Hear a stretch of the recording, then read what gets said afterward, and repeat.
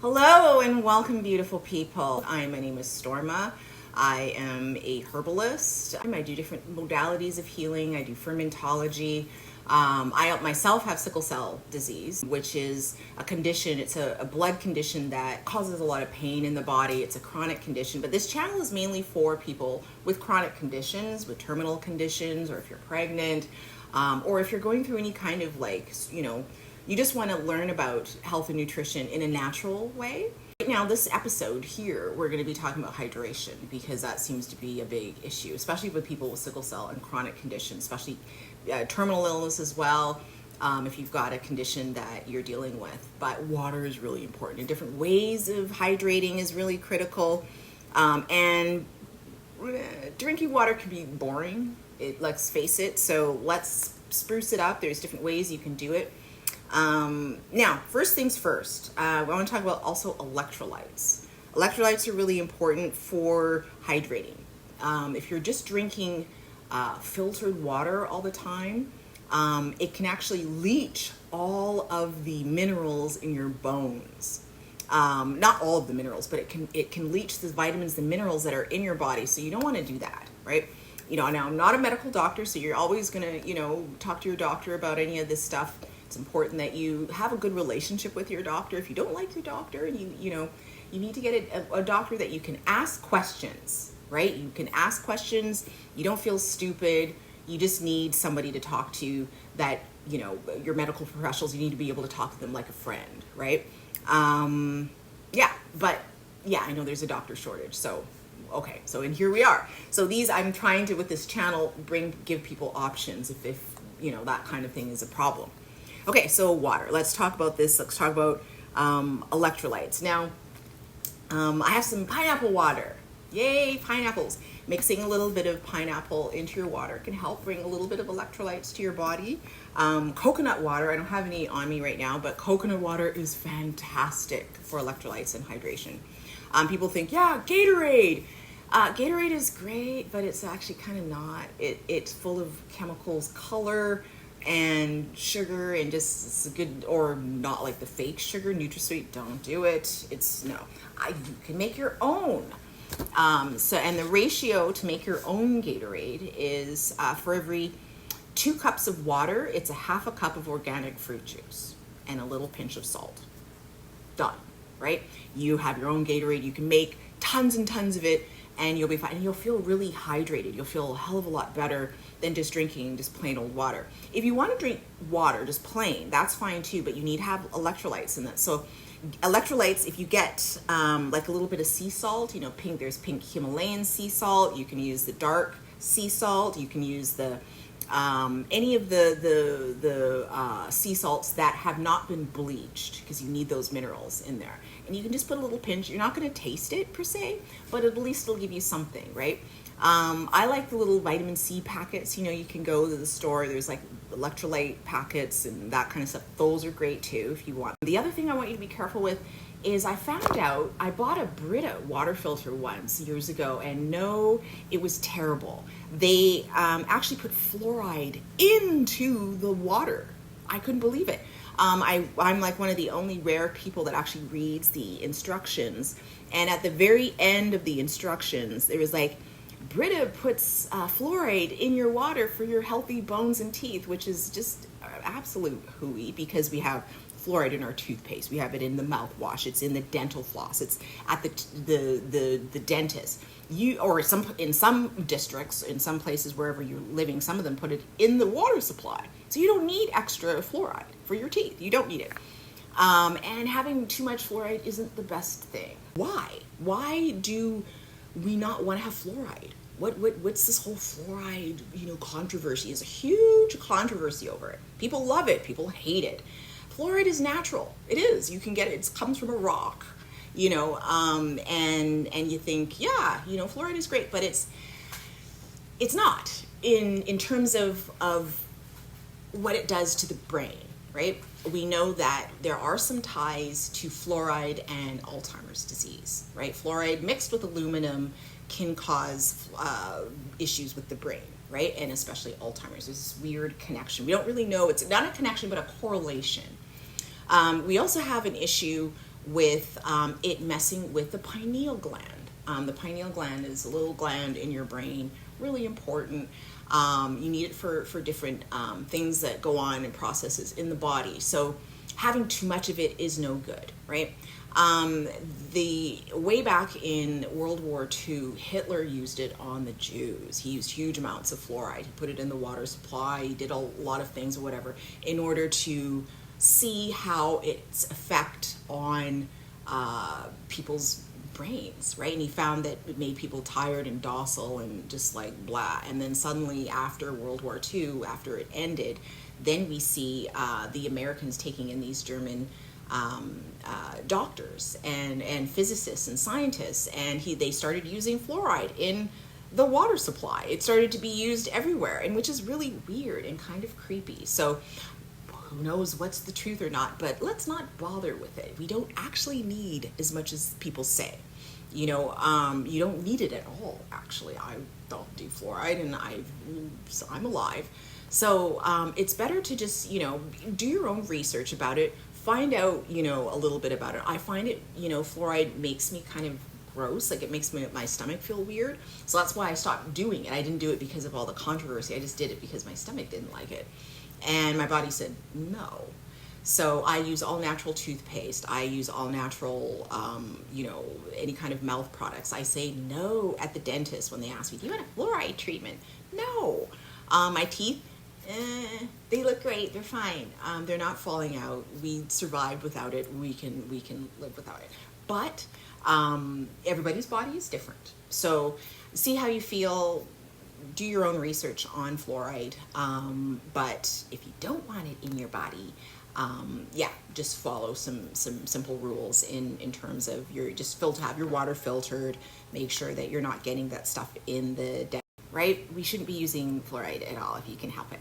I have a zero water filter, right? It's called zero water. It means zero. There's nothing. They don't put any extra anything. I can put extra something in my water if I want to. You can put lemon water. You can do infused water with berries and cucumber. I like to have I like to do chia water. Chia water is one of my favorites. Chia is great. I just got this from Costco. See here, organic chia seeds. Awesome.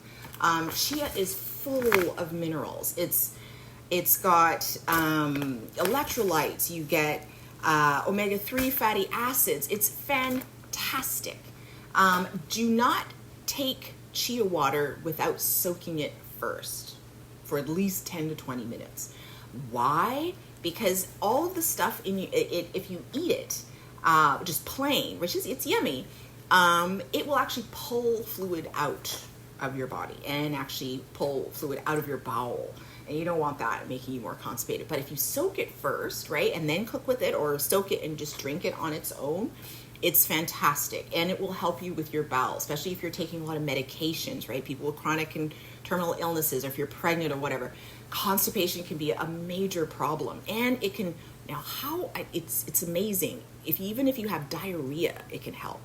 So it can help balance your bowel, and the fluid in your bowel can help hydrate and keep your body hydrated, especially if you're going far away and you're going to be traveling or whatever. You can put some in your water bottle if you're at the gym. So there's infused waters. There's also probiotic waters. I'm all for those, right? So that means your kombuchas. That's putting apple cider vinegar in your water, a couple tablespoons in there. That's like putting a little bit of the fluid from your organic yogurt in there. That also counts as a probiotic. Any of those things you can use to keep your bowel healthy and to keep the flora in your gut working great. But here's the thing. Apple cider vinegar, and it says with mother. You see that right there? Avec mère. Yeah, with mother. You want that. You need to put that shit in your water. It's important because if you're going to a birthday party and there's like a ton of sugar, or you're going somewhere where there's a lot of sugar and you don't really want to be doing a lot of sugar. I can't do a lot of sugar. So I bring a little water bottle with apple cider vinegar wherever I go, and I just drink some of that. And the apple cider vinegar will eat a lot of the sugar in your gut, and you won't get that big sugar rush and sugar crash. It'll help to kind of stabilize. And there's a million health benefits to apple cider vinegar. I can't, rave about it enough. So get yourself some of this. So say for kids, you got some kids, maybe they got a chronic condition, people are coughing, and it's cold and flu season wherever you are. A little bit of organic, a little bit of what do you call it, oregano water, right, or black seed, just a tiny bit in the water. Shake it up. It's hot, so warn your kids and warn like your friends and stuff not to drink too much, because it's a bit spicy. So see, you can sort of test and see if you can handle it. But it's excellent at killing germs, right? And having that kind of thing in your body is fantastic. You definitely want to do that. The other thing that you can do, magnesium, and that's sort of the last one I'm going to talk about. Magnesium water is amazing. Magnesium is one of the sort of unsung heroes. It's great for cardiovascular. It's great for, if you've got muscle cramping, if you've got issues with your sleep. I mean, magnesium, there's a humongous list of things that it's good for, but magnesium is great to put in your water. And you can get some of that, like Calm, they call it. There's like different types, brands of magnesium powder that you can put in there. You put it in with hot water, and then you mix it and it goes fizzy. It does fizz, and then you can put a little bit of cold water in it if you don't want it too hot, and you can drink it. Done. And you can have it before bed, you can have it in the morning, whenever you want, right? I like to have it before bed because sometimes I get muscle cramps if I'm exercising or whatever. And you're probably wondering, what is all of this business here? Why do I have all these things? Now for sickle cell, I have to drink a lot of water for the condition. If you've got, it's not just sickle cell. If you've got a chronic condition, it's really important that you be drinking water to flush stuff out of your system. If you're on a cleanse, if you're pregnant, if you're a human being, drink water. If you don't, you will die. That's just how it works. So I have to drink a lot of water. Now I don't drink all of these. I drink about,